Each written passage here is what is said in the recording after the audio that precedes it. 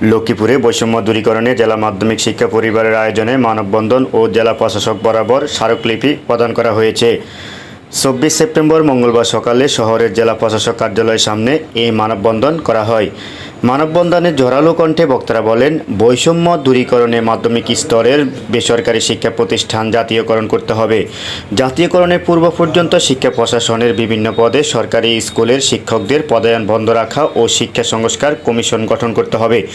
উপজেলা মাধ্যমিক শিক্ষা অফিসারদ্বয়ের পদায়ন, সেসিপ এর জনবল রাজস্ব খাতে স্থানান্তরকরণ, বাড়ি ভাড়া ১,০০০ ও বোনাস ২৫% করা সহ বিভিন্ন দাবি তুলে ধরেন তারা।